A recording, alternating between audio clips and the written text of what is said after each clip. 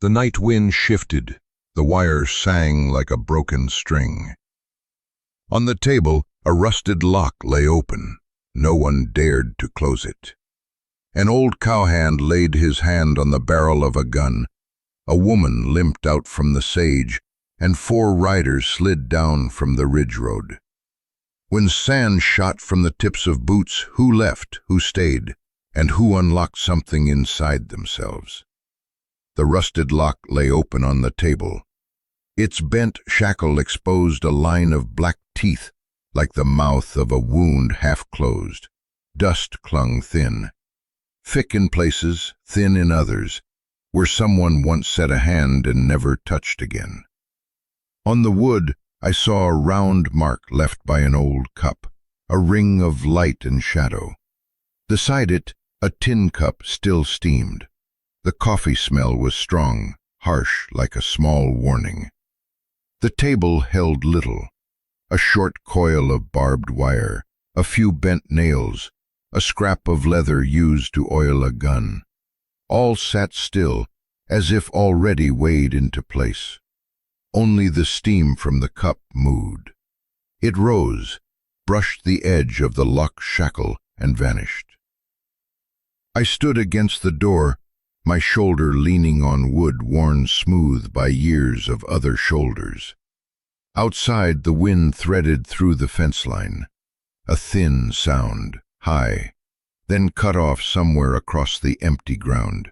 The kind of sound that meant something had touched the border, or only that the wind shifted a notch. No way to be sure. Inside, no one spoke. Elias stood at the window. He didn't lean, only stood straight, hands down his sides, knuckles calloused from reins and drill bits. His eyes fixed on the far fence. I couldn't see his full face in the slant of the frame shadow, only the jawline working as he swallowed. The wind slid again. The wire hummed another note, lower, less sharp. "South wind," I said low enough the words would not fall too far. He nodded once, still not turning. His chin tilted, the ears still sharp. The kind of way a father teaches a son to hear the woods. Trust the ring in hard matter before you trust your eyes. On the sill, a long scratch from some knife years back. The scar had faded, its edge dulled to touch. I thought of a saw blade on dry timber last summer. That was all, then let it go. The tin cup cooled. The ring of water widened, ran down the grain, pooled in a thin crack. The lock lay open, still the same, unmoved. I lifted my hand as if to close it by reflex, then stopped halfway. Rust had eaten through the hinge. To force it would make a sound, the kind of sound not welcome on a night like this. Elias stepped slow from the window. Thick, once for a stable door or a tool chest. Now it sat open on the table, like a question someone left behind. Near it clung a few grains of black soil. Not the yard dirt, the yard was red, dry. This smelled damp, like earth around a well. I pushed the thought back, tied it to nothing. Out here, guesses too quick were ropes round your own neck. The wind shifted. The wire no longer tore but slid like a slack string. For a while, nothing. The silence after such notes usually makes men talk nonsense. Not here. Only the stove popping, iron brushing faint when Elias moved the gun a notch to fit his hand. He didn't look at me, and I didn't ask. He touched the cup, lifted it, set it back in the same ring of water aligning the circles. A small act, but it spoke of order in a man with little else left to tend. I picked up the leather scrap, wiped the trail of water, not fast, not slow, just enough to know I was still there. The window let in another gust. The dry sting of sage blew in, sharp to the nose. It swept across the shirt front, carrying fine dust. On the beam of the porch roof, I saw a short strand of barbed wire tied loose, quivering in the wind without sound. Usually there would be a tin can hanging with it. Today, not. Maybe taken down for rats, or because the wind last night was too hard, or for no reason that could be said. Elias lifted the gun. I heard the strap graze the barrel. He pointed the muzzle toward the window, not the door. So he'd been listening the other way. The south wind struck the porch corner, sent sound back toward the old barn. He knew. He turned, said one line, no more, no less. Leave the door still. I nodded. My hand left the latch. Each finger set down like on the back of a sleeping animal. The stove breathed steady smoke, ash circling the mouth in a gray ring. On the shelf, a clean cup upside down, its base scarred small. I didn't look closer. Looking close at such things often pulled memory. Here, memory had thorns. He circled the table, stepping clear of the wiped patch. His hat hung on a nail high. He didn't reach. No hats indoors. A rule unspoken. I watched his shadow cast slant on the wall, the line of his shoulders broad, arms balancing the rifle well. No need to show how a man shoots. It was in the way he moved. I went back to the light. Heels grated dull on the wood. He stopped at the step, didn't go out. He was listening to the yard. When clouds dropped low, the backyard held damp grass and old manure longer. That smell helped a man split wind from steps. But today was cold daylight. The smell was thin. I looked down at the table again. There was a scratch shaped like a J, starting under the lock, dragging to the edge, stopping short of the fall. The kind made when a heavy thing scraped in haste. I touched it with a nail. The dry wood gave a faint sound. Outside, the wire went silent. Only the brush of Elias's sleeve against the frame as he came back. He set his hand again on the gun barrel, same place as before. The boots fell back in their old prints on the floor. Out here, men keep habits like they keep rations of water. Never spare. I went to the stove, lifted the lid, pushed a log deeper in, used the iron hook to rake the ash aside. The flame licked the edge of the wood, green at the root, yellow at the tip. I set the lid back, heard metal close against metal.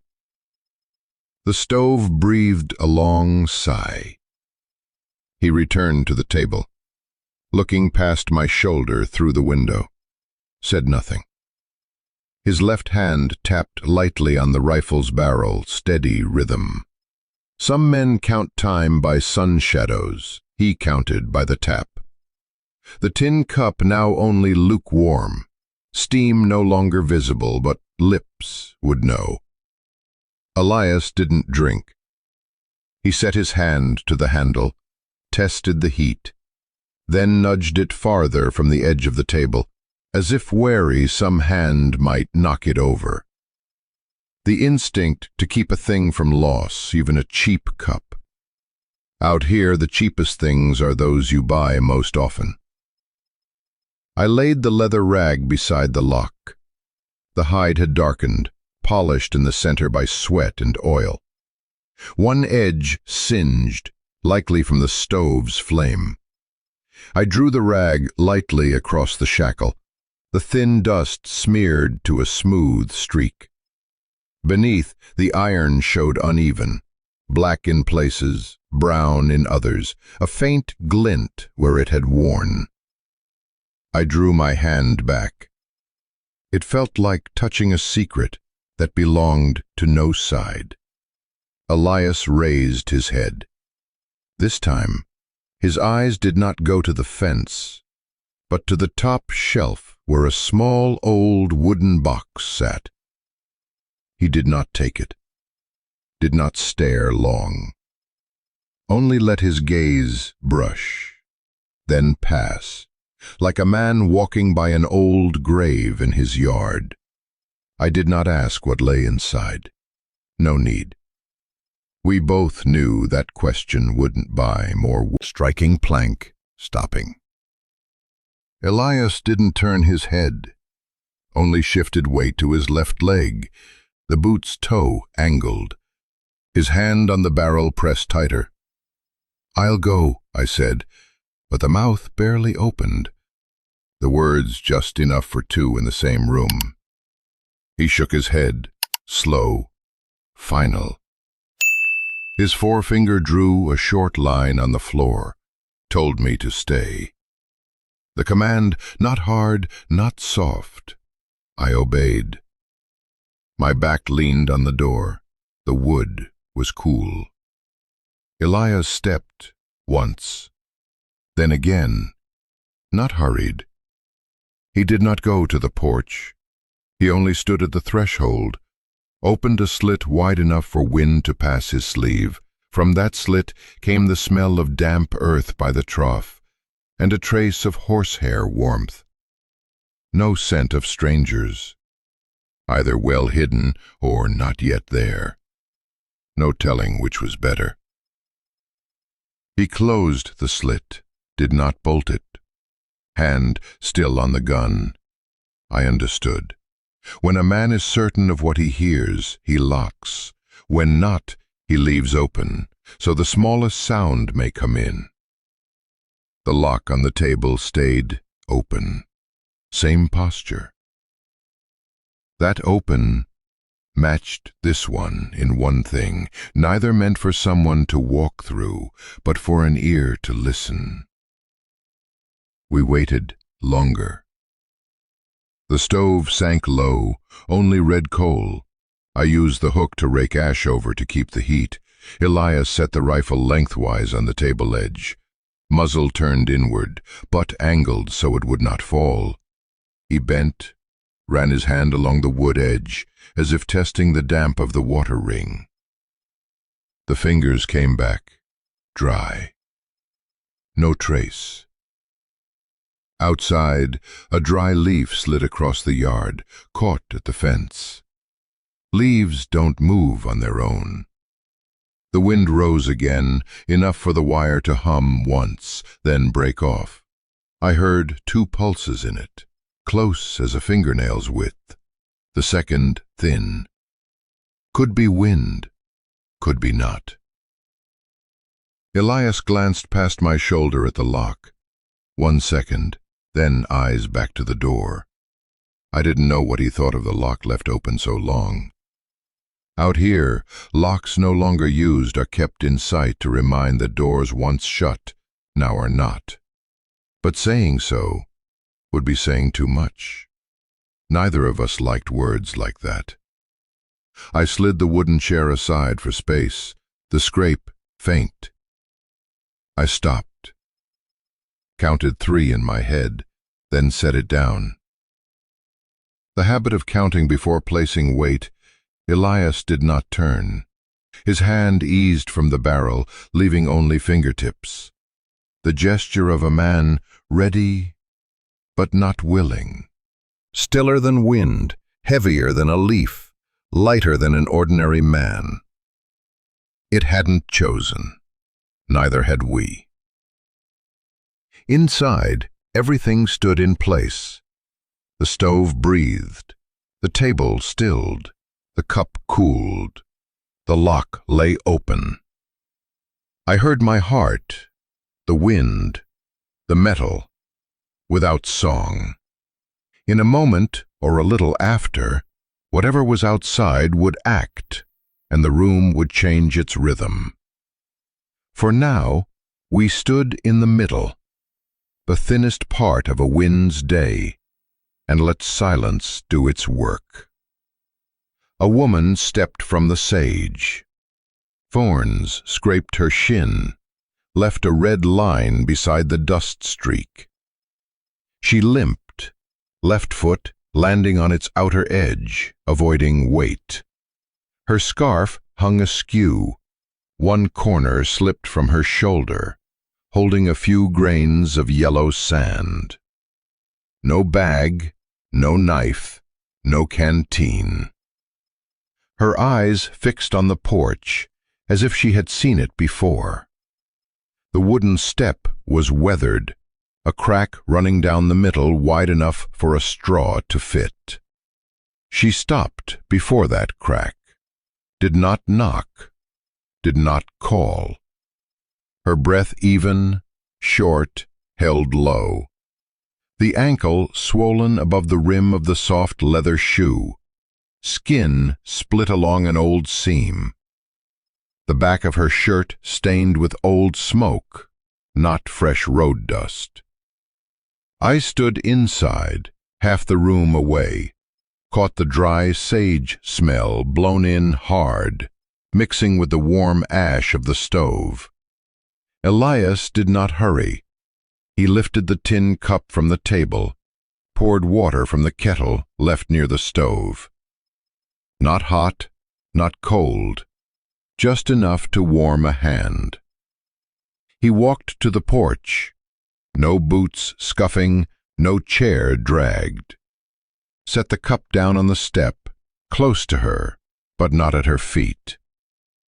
His hand tapped the rim once, then drew back. He said nothing. She looked at the handle, only looked. Her right finger slowly set on it as though testing the weight of metal before holding. The skin, thick, an old callus running slant across the middle joint. She did not drink, only let her finger clasp the rim, passing warmth in, like one checking a pot for cracks by listening. The surface stayed quiet. Only a thin thread of steam slipped off the edge. I saw the green vein in her wrist leap once. The scarf slipped farther down her shoulder. She drew it up with 2 fingers, quick and neat, like a motion repeated on the road many times. Her eyes stayed on the porch, not looking inside.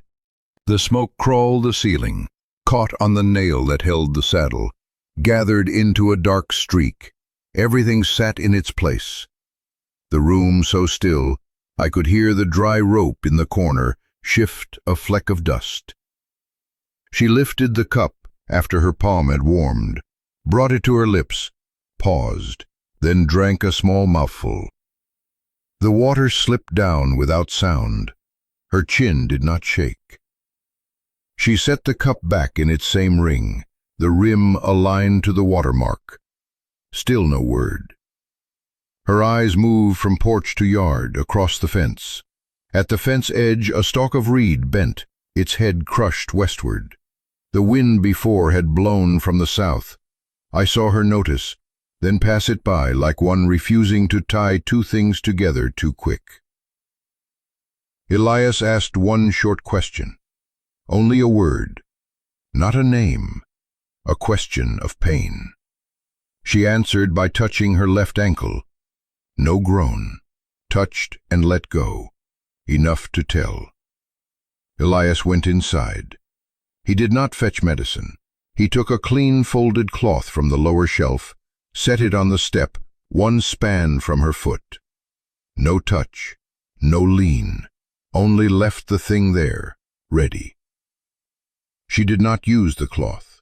She sat like one who had chosen that step long before, both knees pulled in, the tips of her shoes set parallel, the gap the width of a hand. Her left hand wrapped the cup, her right rested on the step, fingertips brushing the crack. She stayed still.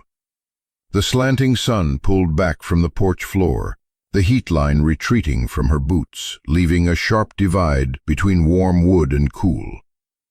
I waited for the asking of passage. On this road, any who stopped asked to tie a horse or be led to the next water. She kept her mouth shut, lips pressed thin, one corner darkened by old sun. Instead of asking, she counted shadows.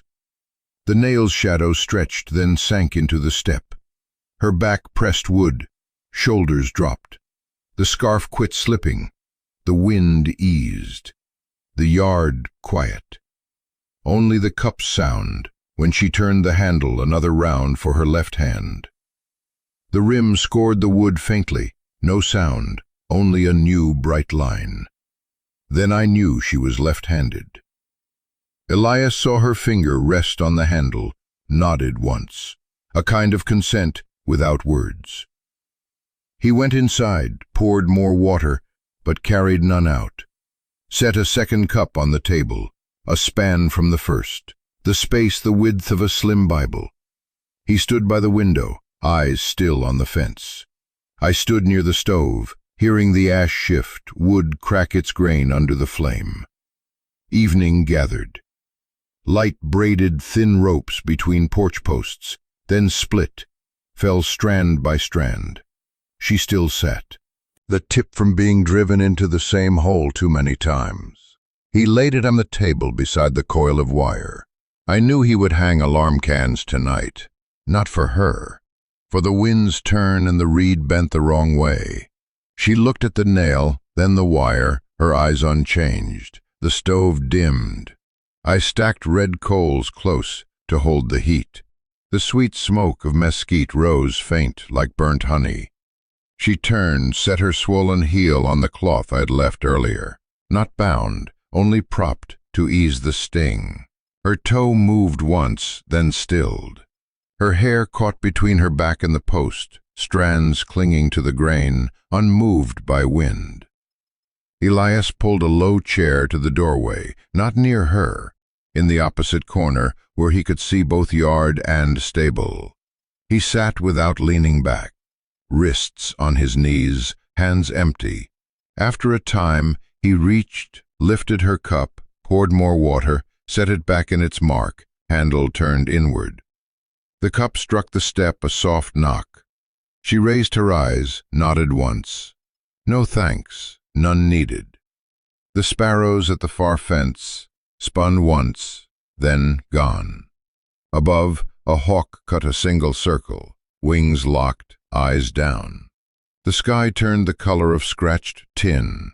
The evening wind no longer crossed, but slipped through the northern pass. I walked to the backyard. As I crossed the frame, she lifted her head a little, only a little, enough to measure the distance between a footstep and intent. In the back, I gathered old coffee cans. Some still smelled of grounds, some dry, bottoms dented from boots. I rinsed them at the trough, shook sand free, brought them to the porch. Elias held the coil. He cut lengths, threaded them through opposite holes, tied dead knots. Not big, not wasteful. The cords different lengths, to hang high and low, so wind would not catch them all at once. She watched, did not ask. When I handed one close, she gave her left hand, tested the fibers rough. Her fingers slid down, stopped at the knot. No remark, no nod. Her hand dropped free. Evening light struck the can's rim a pale line, then went out. We began hanging from the southeast corner of the yard, where the trail led into the dead grass. Elias stood on the step. I went ahead, checking each branch supple enough to bear a tie. Brittle, I left. Sagging, I trimmed. The wire looped through, the knot pulled tight. The can hung just above knee height. The wind pressed in, the cans touched faint, a hollow thud, no ring. Elias shook his head. He lowered it a span. The sound changed, still hollow, but with a tail. He nodded. We went on.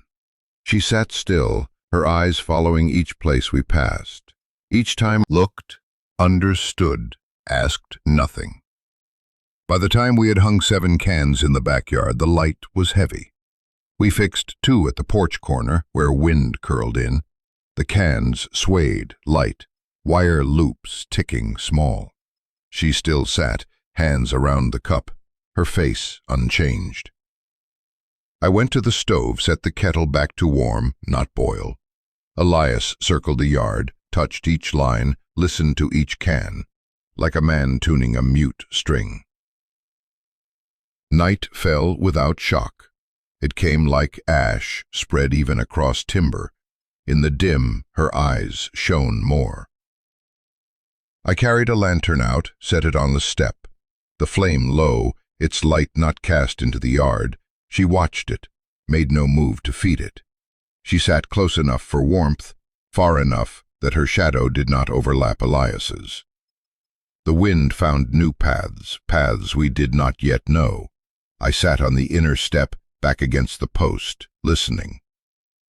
The cans brushed, once, twice, then nothing. The quiet lifted the sound of small insects, of wood shrinking in the cold. Her ankle shifted on the cloth, heel rising half an inch, then settling back in place. I thought of the words, "ride along," then let it pass. She had chosen to sit, and when night was full, she was still there. Elias rose. He walked the lines one last time. His fingers pressed each knot. None slipped. He came to the porch, leaned against the post, said nothing. She turned her face. Her eyes met his 1 second, enough to know each had pressed a catch inside themselves. The lantern whispered as oil dropped. I turned the wick, the flame thinned to a fingernail. The wind ran even through the yard, colder but steady. The alarm cans hung silent, as if stripped of voice. None swayed, none touched. We sat in the gap between 2 things.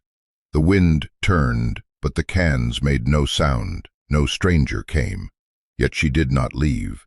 And the unease spoke no loudness. It sat on the step with her, touching the cup's handle, and left it still. By morning, dew lined silver beads along the sage. The sand lay still as a stretched cloth. Fresh hoofprints tore through it, a clean cut, edges unfallen. The hoof pressed deep, the front sharper than the hind, showing weight or a load unbalanced. Inside the print, 3 faint dots, nail heads carving a short arc. The trail led from the ridge. No drag, no man walking it. Elias crouched at the mark. 2 fingers touched the rim, not the hollow. He measured with the span of his knuckle, then turned his palm up, scooped fine sand, let it fall, watching for damp beneath. It slid. Pheasant at the ditch edge clawed up dust, scattering it across the fresh cut. Elias moved his finger past. He knew the order, the bird's scratch over the horse's print. Which touched first? I stood 3 paces off, coat still open. The night before, 7 cans hung the yard. This morning, none had fallen. The lines still wet, proof the wind had been steady, not harsh. I said nothing. Elias stood, brushed sand from his knee, struck his thigh twice with his hand. Let go, his eyes still held on the ridge, where brush cut a jagged horizon. The sun had not cleared the roof, the yard half in shade. We turned back inside. The coffee on the table breathed a faint iron smell.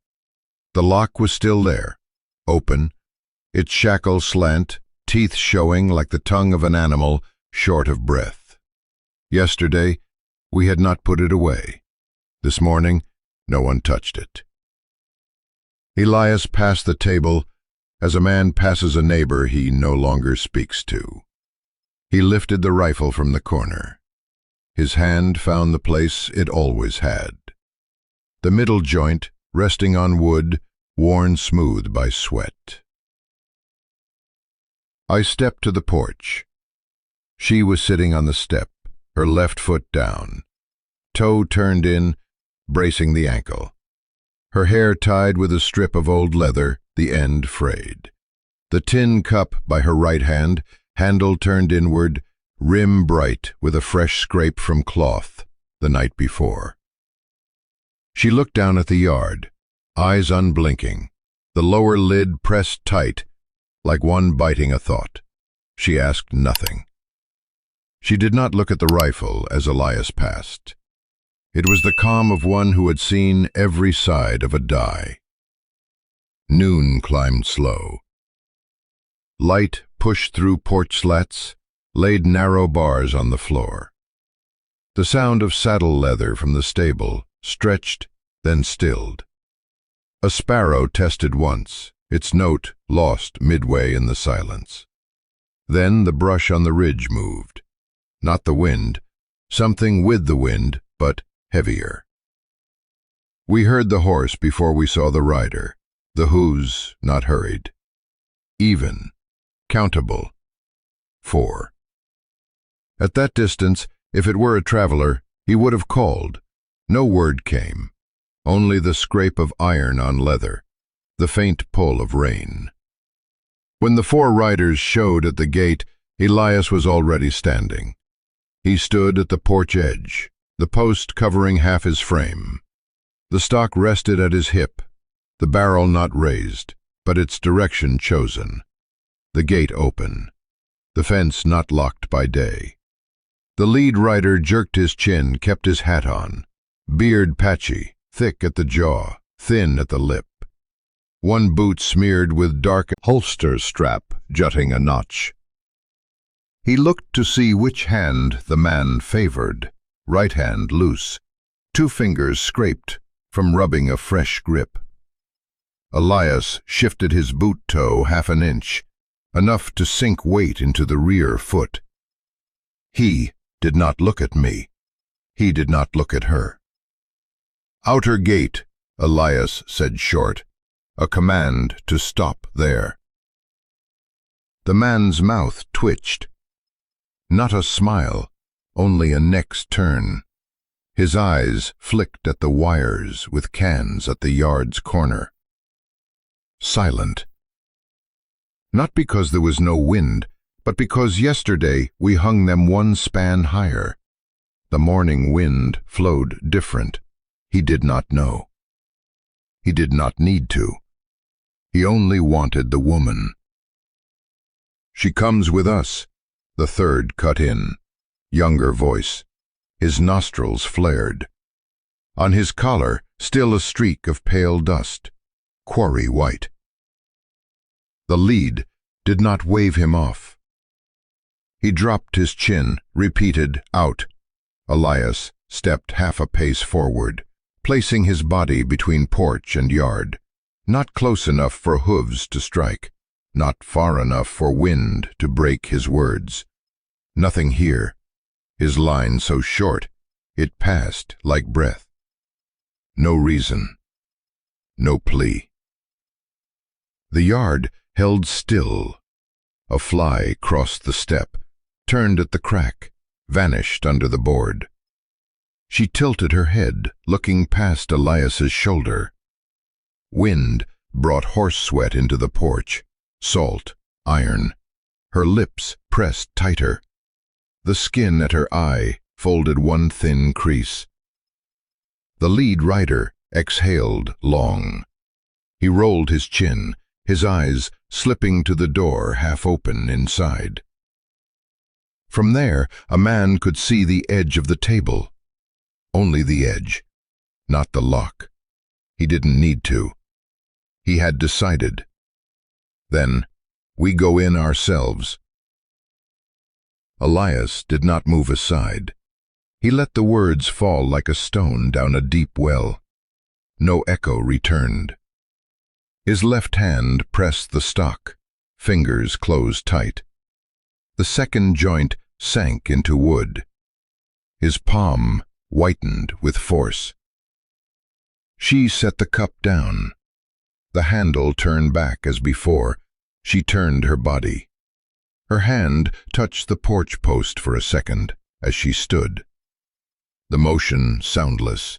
Both her hurt leg and her whole one walked in the same beat.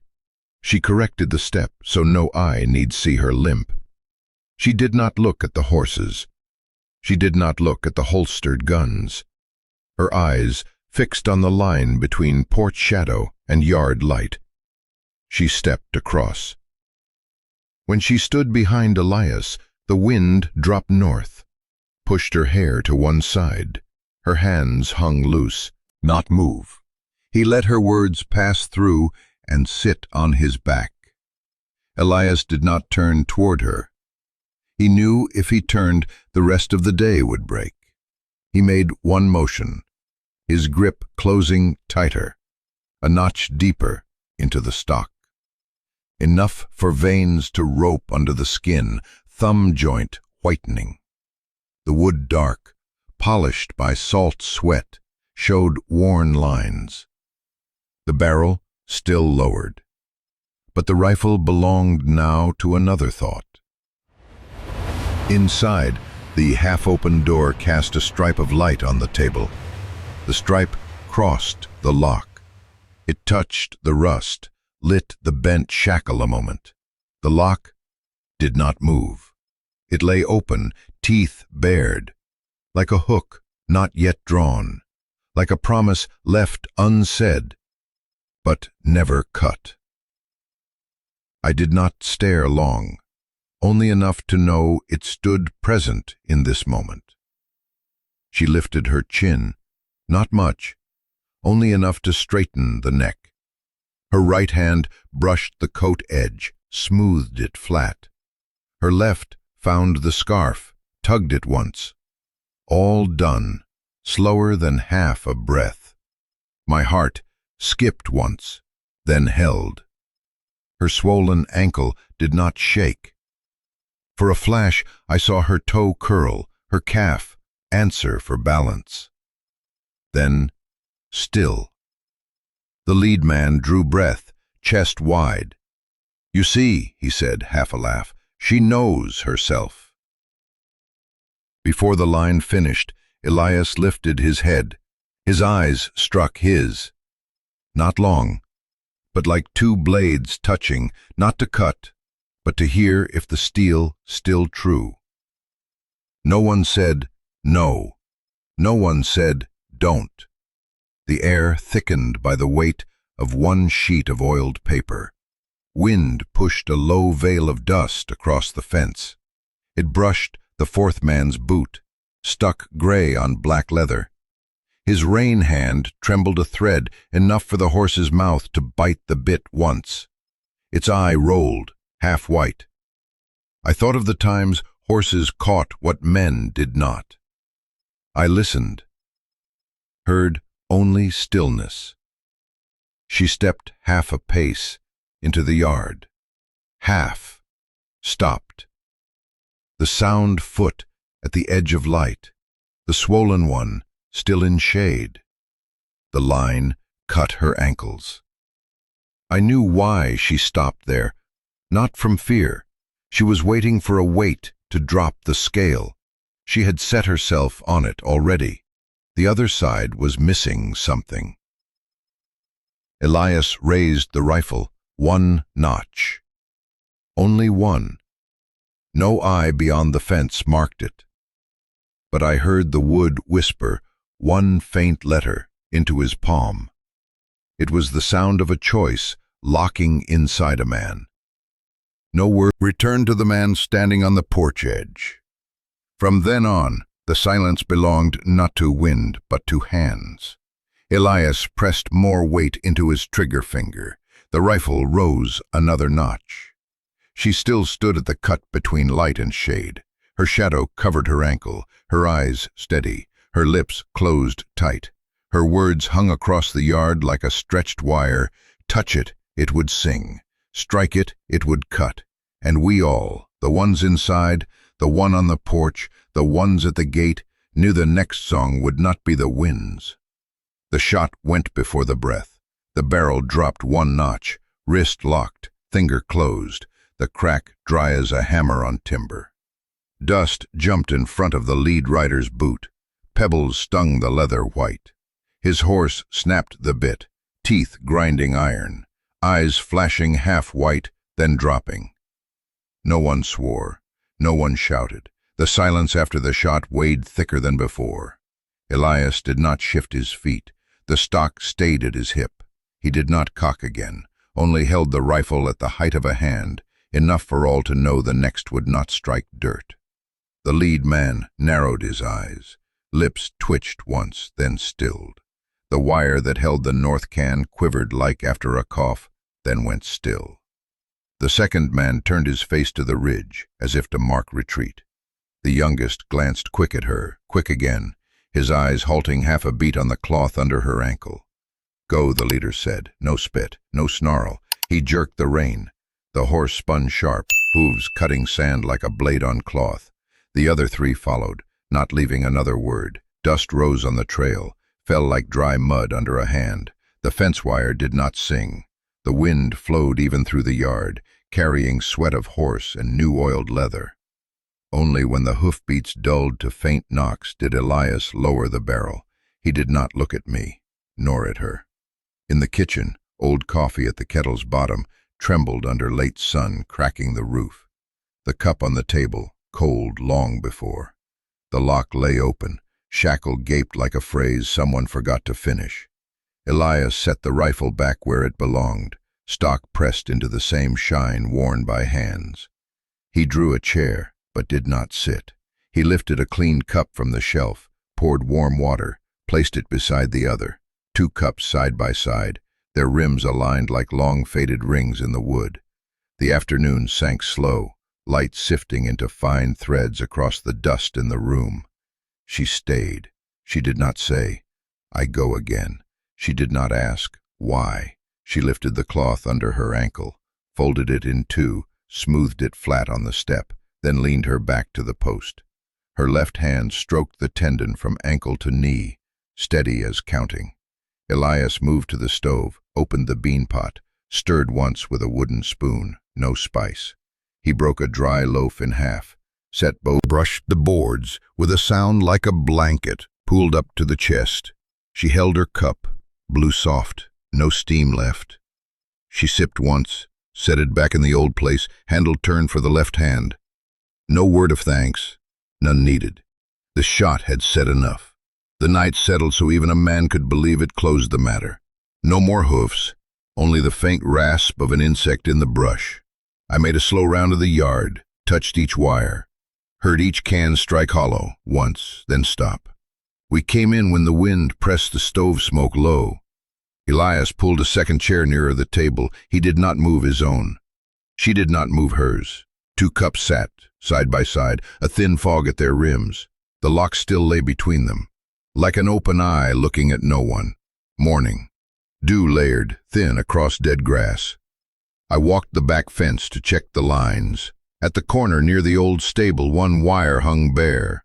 The can from last night gone, the cord cut clean. The knot still held, the hemp fresh frayed at the end.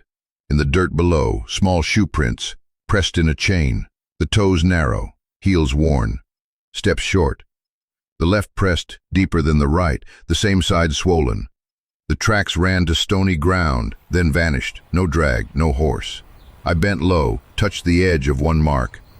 The rim damp beneath the dry crust, like a step laid before dew had fully fallen. I lifted my eyes along the fence. In the dry grass, one stalk broken sideways toward the dry channel. Higher on the barbed wire, a strand of hair snagged, black, short, curled by night wind. I did not take it. I stood straight, looked toward the ditch where the earth turned from yellow to gray. The wind carried back the smell of damp soil. Inside, her chair stood empty. The blanket folded careless, one edge sticking out like someone rushing but still remembering to fold. The cup on the table drained, its bottom marked by a faint ring. The lock still open, lying slack. I looked through the window, saw no shadow in the yard. I did not call. Elias was at the stable, his hand on the old stallion's neck, thumb stroking hair to slow its breath. He heard me come, did not turn. "1 can down," I said. He nodded. Did not ask where, did not ask who. He signaled with 2 fingers pressed together. "Watch." Then he took another can from the spare stack by the door, tied fresh line, fixed the knot firm, and carried it to hang where the gap was. I looked at the old cord, cut by a sharp knife, no jag, no tear, which meant the hand that took it did not fear noise. It also meant the hand knew where the line hung. By noon, sunlight rose from the ground, casting a dim layer under the porch floor. We ate half a piece of dry bread each, nothing added. I set the spoon in the wash basin and left it there. Elias wiped the rifle stock with the old leather, rubbed the dark shine of the wood until no trace of sweat remained. No one mentioned taken off, still warm but without its owner. The afternoon tilted. From the dry channel came a thicker mint scent with every wind. I lifted my head before I saw her. She stepped from the sage, empty-handed. On her left arm, a bundle of mint and sage tied with a small hemp string, the knot neat. She walked straight to the porch, not looking at the 2 men, not at the hanging wires. Her foot landed in the same place it had learned on the step, the ankle less swollen than yesterday. She set the bundle on the table, not dropped, but set, so the stems beneath would not break. The mint smell burst sharp, cold as a stream against teeth. The sage followed, dry but clean. She did not say where I went. She did not say I took a can. She did not explain the cut line. She only looked once at the cup waiting, handle turned for her left hand, then let her eyes drift to the fence. 1 beat, 2, then to her ankle. Elias did not ask. He moved a sprig aside so the bundle lay flat, not pressing the lock. His hand paused a second on the lock's mouth, his finger grazing the rusted shackle. The metal sound dry, faint, enough for those near to hear. He drew the second cup closer to the first, the gap shortened to 2 fingers' width. She stood still. Her right hand opened and closed, like testing the wind's damp with skin instead of tongue. I put a pot on, broke a few mint leaves, dropped them in, left the fire low. Steam rose white, then spread thin. On the porch, the new can hung at the back, swayed light, gave one short sound when the wind turned. Not the sound of night, the sound of a thing in the place it belonged. She sat, her back not pressed deep. Her eyes stayed on the bundle where it touched wood. From there she could see both cups, the lock, the kitchen door left open. When the sun drew back from the fence, Elias went to the inner room. He opened the lower drawer, pulled it out. Inside, a little hemp cord, short nails, an old ledger, unwritten for long. He lifted the lock from the table. Rust clung to his fingers, stained brown on skin. He did not wipe it. He raised it slightly, not to look, only to weigh, then set it in the drawer. The drawer closed, not locked. The sound of wood on wood, like a hand laid on a shoulder to ease its weight. I heard the house breathe different when a thing once outside was put away inside. The slide did not creak, did not seal tight. A thin gap left, for air to pass, for sound to slip through. It lined the cord, the rag, the bent nail, the small hammer, into short rows. The cups, placed so close their rims touched, steady. The lamp turned down until only a seed of flame. Wind crossed the yard like a tired animal lying down. I sat at the threshold, listening to the cans stay quiet. Inside, the drawer held the lock unlocked, but elsewhere. That did not close anything, It only moved a thing out of sight. So hands stayed with what was before them: water, fire, leaves, and a night not yet settled. On the porch stood 2 chairs side by side, wood bleached like fishbone in sun, edges rounded where palms had touched. One carried a folded blanket, creased along its old lines, corners squared, its fringe worn, one thread straight across, like a weed caught and left. I pressed it back along the weave, laid it flat. No one spoke of when the blanket was placed there. No one said not to touch. Morning light slanted across the rail, scattering on the chair backs like salt. I stood in the doorway, hearing the wood floor shift faint as warmth spread in. Elias came first. He flipped the left chair, brushed dust with his hand, the familiar spot where it gathered. His palm paused over a split in the wood, pressed it flat, then left. He did not sit yet.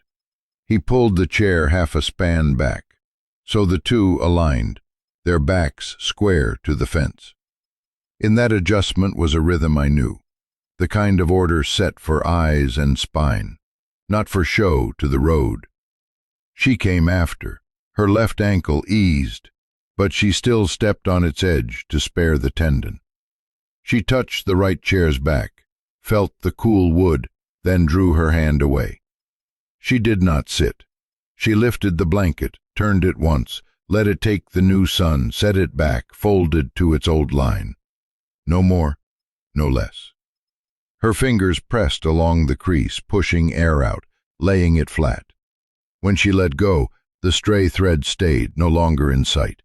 The wind carried mint from the garden corner onto the porch. The scent cool, straight, touching the throat like water long kept in clay. She looked toward the bed of mint, young leaves among old, their edges small-toothed, fading pale toward the midrib. There must have been dew last night. The green showed clean, no dust. She lifted her hem an inch, bent one knee to the porch, slipped her hand through the rail, pressed her fingertip into the bed, held, pulled out. Soil clung to skin, not caked. Enough. On the rail, 2 tin cups sat a hand's width apart, their handles turned to each one's strong side. The steam rose faint, dissolved in the air, still there but thinning. The hemp cords darkened damp.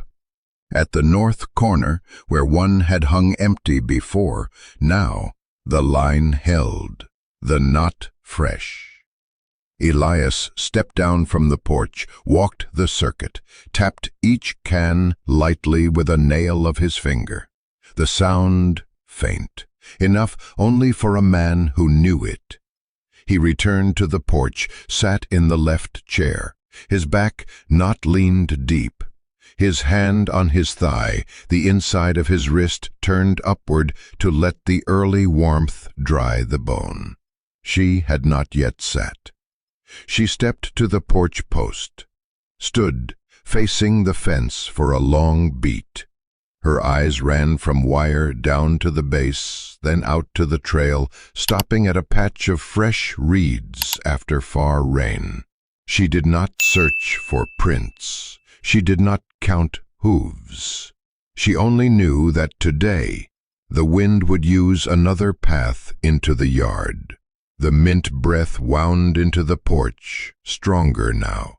She lifted her cup, blew once, drank half a sip, set it down, soft, the rim touching wood without scrape. The sun rose, the light changed. The rail's shadow cut the porch floor in even bars, splitting the planks into narrow strips of pale. A lizard ran across, stopped at the shadow's edge, turned the color of dust so quick an eye blink would lose it. I counted to 7 in my head, heard the roof timbers shift with the heat. Elias lifted his cup to eye level, not looking at the water, only the glazed rim. He drank a small swallow, wiped his mouth with the back of his hand, set it down in the same place. The new ring of water lay atop the old so exact, a stranger would think it one. She pulled the right chair 2 fingers from the wall, sat, her back straight, both feet set even, toes pointed out to the yard. The blanket lay neat on the backrest, not touching her neck. Her left hand rested on her knee, her right hand on the seat's edge. The joints slightly bent. Her lips neither smiled nor pressed. Her eyes held level, not downcast. From the kitchen I brought a tin plate, dry bread in a small heap, a pinch of fine salt. Set between them. No word for order. No one claimed first. Each broke a corner small. No salt spilled. By noon, the wind turned. The mint's scent softened, less sharp, sweeter on the tongue's root. She rose, walked to the bed, pinched a stem, cut its tip, left the base to branch. Her hand unhurried. She dabbed dew from the leaf onto her wrist, tested the smell, set it back, took no more. A small bee circled, dropped onto an edge, enough to keep the rust from touching the others. He had not polished it bright, only stripped what might cling. It lay tilted, teeth to the wall, hinge angled, like a fish spent, choosing the posture least touching what lay near. No key, none needed. I drew the drawer open to take a coil. The wood slid with one short sound, no nail scraping. The breath of cold iron lifted, mixed with old oil. I looked at the thing 1 second, then shut the drawer, each piece in its place, each in its share. The lock clean of dust, still unused. That thought ended in my head, the way dust falls unseen and merges with wood grain. By afternoon the sun pulled off the fence, crept into the yard, then up the porch, resting at her boots. She drew her heels back, kept light from biting skin. Elias stayed where he was. He sat still, his eyes dragging across the space before him like a man reading a blank page. The cup on the rail cooled, its steam gone. I turned its handle inward, away from the wind. A bead of water swelled on the rail's edge, round as a fish's eye, not falling. Far on the ridge, a pale plume of dust rose and snapped in the wind. No hooves, no voice. We looked, then let it go. A rabbit leapt the trail, stopped where the rail's shadow split ground, sniffed once, slipped into the sage. She followed with her eyes, her head still. That was when I knew the house's breathing had shifted to another tune, one where the strange no longer meant threat at once. I went into the kitchen, poured hot water into the mint pot. The smell lifted, lighter than when the leaves were fresh, soft like fingers brushing through thin cloth. I set the pot in the middle of the table, did not pull a chair. Elias stood up, reached for the cup set beside, not mistaken. She still sat, waited for the water to ease, then poured. The wooden table took on a new ring of water. The old rings faded, like the recent days sliding into each other to make a flat surface. Dusk crawled across the brown alloy of earth, letting out red streaks at the ridge's edge. Wind from the canyon carried back a slow, warm stone scent. On the porch, 2 chairs still parallel as in the morning. The blanket still folded neat. No one needed to pull it up, but its presence made the steps less cold. I folded my fingers on the table's edge, checking the dryness of the wood as habit. Dry, not rough. The stove inside the house breathed steady. When night fully fell, the alarm cans still did not sound. No need. Still hanging there, doing their silent duty.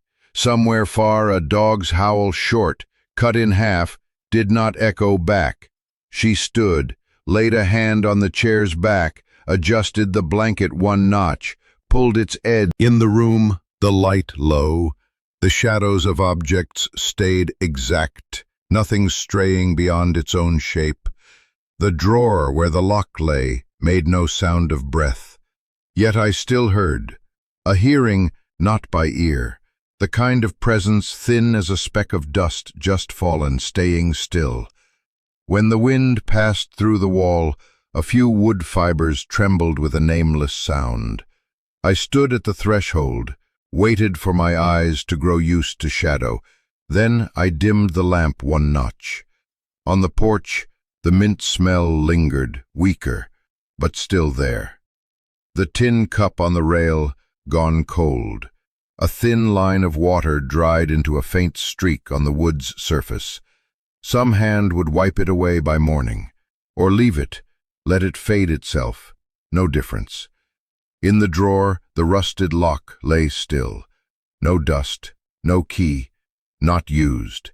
And that, for this house, tonight, was enough. Here, it is enough.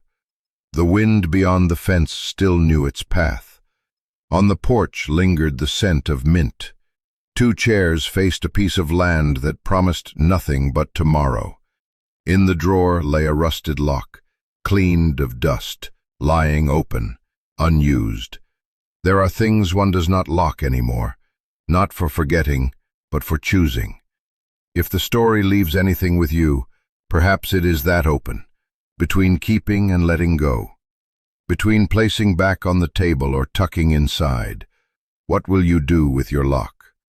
If you wish, leave a few lines, just to know in other windswept lands what people are keeping or leaving open.